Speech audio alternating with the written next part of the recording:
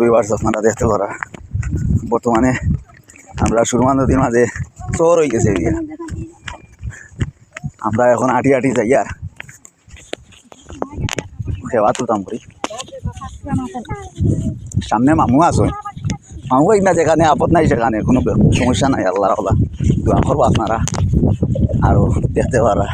High রে চর দিছে রে, ইয়া হাই রে চর রে, পুরা চর দিলাইছে। নৌকা টুটে দেখাই মনে কিলা চর দিছে আপনারা রে।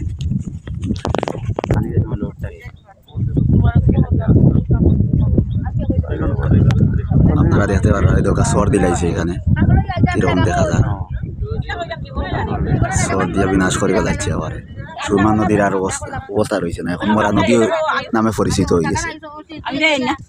তো আপনারা দোয়া করবা। আর